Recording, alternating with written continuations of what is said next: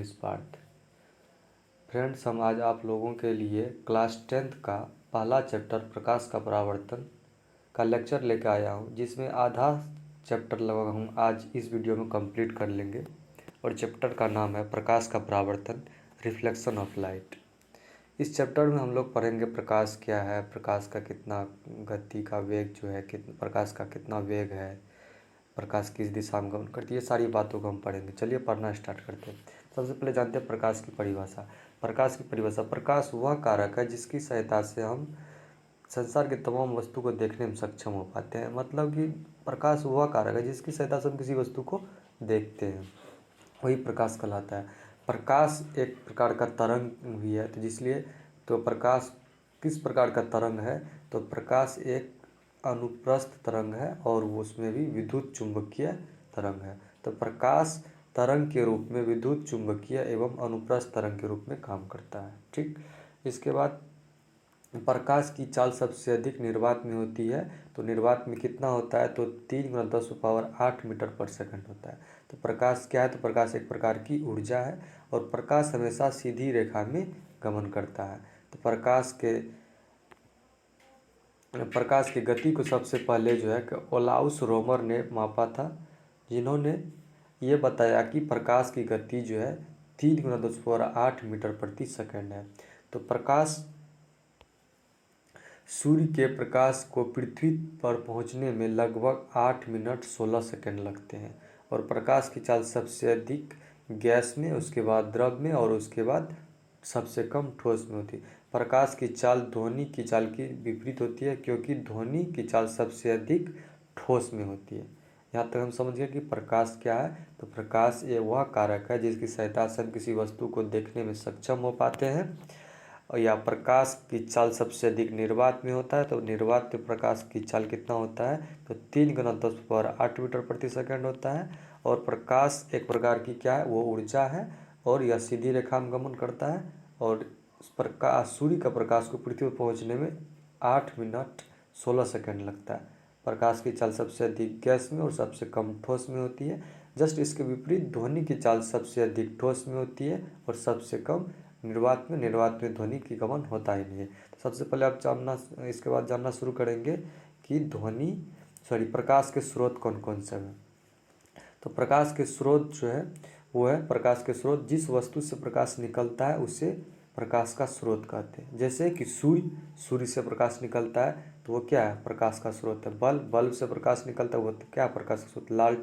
लालटेन से भी प्रकाश क्या निकलता है, तो इसलिए लालटेन भी क्या है, एक प्रकाश का स्रोत है। तो अब स्रोत के आधार पर प्रकाश को दो भागों में बांटा गया है। जैसे दो प्रकार के होते हैं ये स्रोत। तो पहला स्रोत इसमें से है आपका मानव निर्मित मान ली दूसरा हो गया ये। पहले जान लेते हैं प्राकृतिक स्रोत। प्राकृतिक स्रोत में आ गए सूर्य, तारे आदि। जैसे कि सूर्य का अपना प्रकाश है जो कि नेचुरल है, दैट मीन्स प्रकृति का दिया हुआ। तारों का खुद का प्रकाश है जो हाइड्रोजन के हीलियम बनने से होता है। उसी टाइप से है आपका दूसरा स्रोत मानव निर्मित हो गया। बिजली का जलना, बल्ब, ट्यूबलाइट, ये सब मोमबत्ती, लालटेन आदि प्रकाश मानव निर्मित स्रोत, यानी कि प्रकाश के ये मानव निर्मित स्रोत है। सूर्य हम पृथ्वीवासियों के लिए सबसे बड़ा प्राकृतिक स्रोत है। तो क्वेश्चन पूछेगा कि हम मानव वासियों के लिए प्रकाश का सबसे बड़ा स्रोत कौन सा हम लोगों के लिए, तो वह है कौन सा, सूर्य। तो सूर्य हम पृथ्वीवासियों के लिए लगभग 13 करोड़ किलोमीटर की दूर पर स्थित है, जो कि हमें हाइड्रोजन को हीलियम में कन्वर्ट करके उसकी गर्मी से प्रकाश जो उत्पन्न होता है वो हमारी पृथ्वी तक पहुंचता है। पहुंचने में 8 मिनट 16 सेकंड का टाइम लेता है। प्रकाश के जितने भी स्रोत हैं उनमें अन्य प्रकार के विभिन्न प्रकाश ऊर्जाओं को में बदल देता है। जैसे प्रकाश का अन्य, इसको ऐसे समझ सकते हैं, प्रकाश के जितने भी स्रोत हैं उनमें अन्य प्रकार की विभिन्न ऊर्जाओं को प्रकाश में बदला जा सकता है। जैसे कि लैंप, लालटेन आदि में तेल संचित रासायनिक ऊर्जा को प्रकाश ऊर्जा में बदला जा सकता है। बिजली के बल्ब या टॉर्च में विद्युत ऊर्जा को प्रकाश ऊर्जा में बदला जा सकता है। मतलब अन्य स्रोतों से की ऊर्जा को प्रकाश ऊर्जा में हम बदल सकते हैं। ओके, यहाँ तक ठीक है। चलिए अब पढ़ते हैं दीप्तिमान वस्तु कुछ होता है अदीप्तिमान वस्तु, तो उसके बारे में। तो दीप्तिमान वस्तु दैट मीन्स हो गया प्रदीप्त वस्तु। कुछ वस्तुएं ऐसे हैं जिनसे क्या होता है, जो प्रकाश उत्सर्जित करती है, तो वो दीप्तिमान।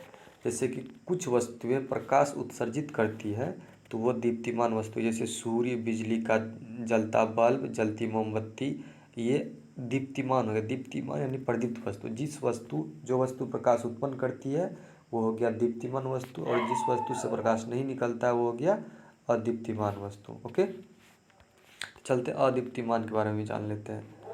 अदीप्तिमान दैट मीन्स अप्रदीप्त। अप्रदीप्त वस्तुएं, कुछ वस्तुएं प्रकाश उत्सर्जित नहीं करती है, जैसे कि आपका हो गया टेबल, कुर्सी, पेड़ पौधे, मिट्टी तिट्टी, ये सब हो गया कि यहाँ प्रकाश उत्पन्न नहीं करती है, तो वो हो गया अदीप्त।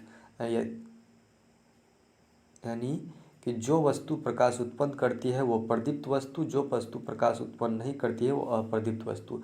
आप लोग एक क्वेश्चन और नोट कर लीजिएगा, आपका मून हो गया, मून को खुद का प्रकाश नहीं है।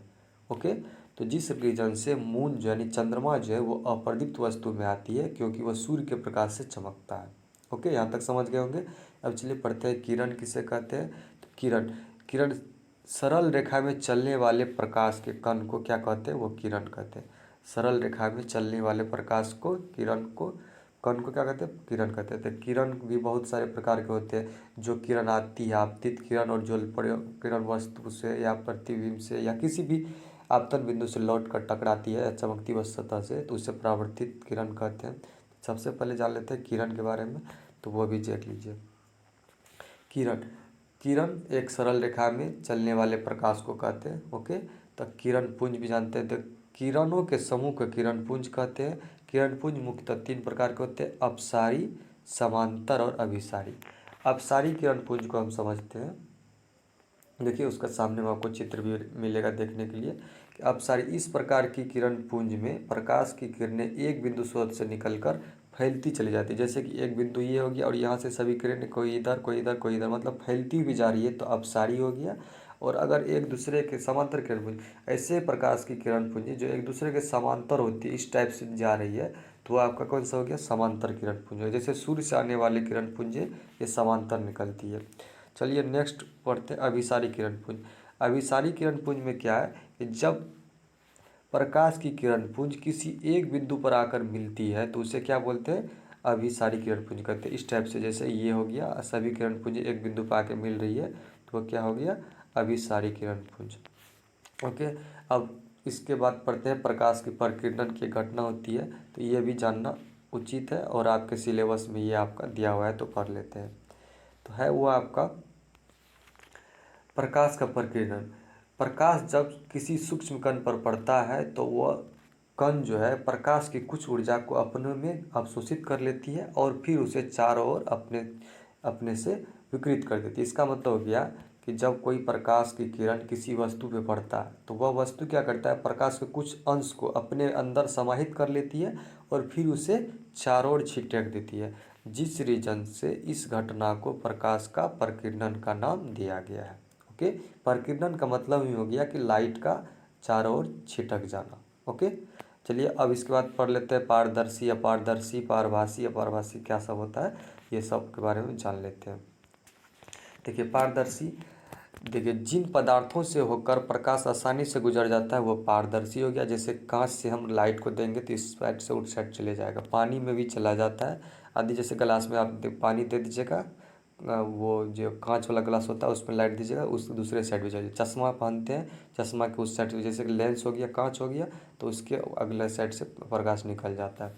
यानी कि जिस वस्तु से या जिस पदार्थ से प्रकाश आसानी से आर पार कर जाता है वह पारदर्शी हो गया, और जिस वस्तु से प्रकाश छोटा मोटा मतलब आधा छीधा प्रकाश पार होता है उसे पारदर्शी। वह पदार्थ जो उन पर पड़ने वाले प्रकाश के एक छोटे से भाग को ही अपने से होकर जाने देता है, पारभासी पदार्थ कहलाता है। जैसे घिसा कांच, तेल लगा कागज, बैलून, रबर, आँख की पलक, दूध, घना धुआं, हल्के बादल, ये सब कुछ। जैसे कि इसको देखिए, इसको अपने भाषा में भी समझ सकते हैं कि जिस वस्तु से थोड़ा थोड़ा प्रकाश जाता है वो पारभासी। ओके, जैसे घिसा कांच में लाइट दीजिएगा तो कंप्लीट प्रकाश रह जाएगा, हल्का हल्का जाएगा, तो वो क्या हो गया, पारभासी हो गया।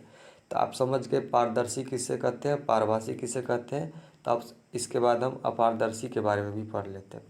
अपारदर्शी, जो वस्तु प्रकाश को अपने से होकर जाने नहीं देगा, सीधा समझिए, जो वस्तु प्रकाश को अपने से होकर जाने नहीं देगा वो क्या हो गया, अपारदर्शी हो गया। जैसे कि अलकतरा, लोहा, गिट्टी, पत्थर, इस सब में लाइट कितनों दीजिएगा तो इस पार से उस पार नहीं होगा, तो वो क्या हो गया आपका, अपारदर्शी। चलिए इसके बाद अपना लोग पढ़ना स्टार्ट करते हैं प्रकाश का परावर्तन, और इसके बाद प्रकाश के परावर्तन के नियम जो है वो भी पढ़ेंगे। परावर्तन के नियम किसे कहते हैं, तो सबसे पहले जानते हैं प्रकाश का परावर्तन। तो प्रकाश का परावर्तन में हम लोग पढ़ेंगे सबसे पहले कि प्रकाश का परावर्तन है क्या।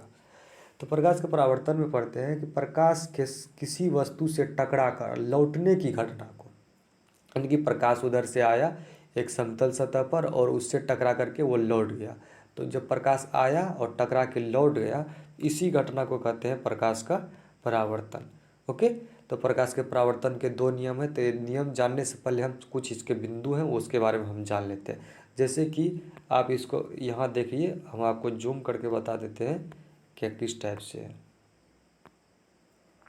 देखिए ये एक समतल दर्पण है, ये जो है आपका नीले टाइप का ये समतल दर्पण है। तो इस पर क्या हो रहा है कि एक प्रकाश की किरण आती है और इस दर्पण से प्रकाश की किरण टकरा के सीधे लौट जाती है। ओके, तो जो किरण आती है उसे आपतित किरण कहते हैं, और जो किरण यहाँ से टकरा के लौट जाती है उसे परावर्तित किरण कहते हैं। और जिस सतह पर यह किरण टकराती है उस सतह को आपतन, मतलब उसको उस सतह को आपतन बिंदु कहते हैं, यानी जिस समतल के जिस बिंदु पर टकराती है वो आपतन बिंदु हो गया। ओके, और उस बिंदु पर जो लंब खींचा जाता है उसे अभिलंब कहा जाता है, जिससे एन से सूचित करते हैं। ओके, फिर से समझ लीजिए, आती हुई किरण आपतित किरण, टकरा कर लौट गई किरण परावर्तित किरण, और आपतित किरण और परावर्तित किरण जिस सतह पर जिस बिंदु पर टकराती है उसे आपतन बिंदु कहते हैं, और आपतन बिंदु पर खींचे गए लंब को अभिलंब कहते हैं। इस चित्र से आप समझ सकते हैं। ओके, तो चलिए हम बता देते हैं प्रकाश के परावर्तन के नियम भी क्या क्या है। तो प्रकाश के परावर्तन के मुख्यतः दो नियम हैं, और उन नियम को भी हम इस यहाँ पे डिटेल में समझ लेते हैं। ओके, चलिए बताते हैं प्रकाश के परावर्तन के नियम। तो प्रकाश के परावर्तन के दो नियम हैं, प्रकाश के परावर्तन मुख्यतः दो नियम, एक आपतित किरण आपतन कोण परावर्तन कोण के बराबर होता है। जैसे कि आपको पता है अभी जस्ट, ये आपका हो गया आप समतल दर्पण का सतह, और इस पर प्रकाश किरण आई और टकरा कर चली गई, तो इस किरण के बीच में जो है एक लंब खींचा गया जिसे आपतन कोण कहते हैं, अभिलंब कहते हैं, सॉरी।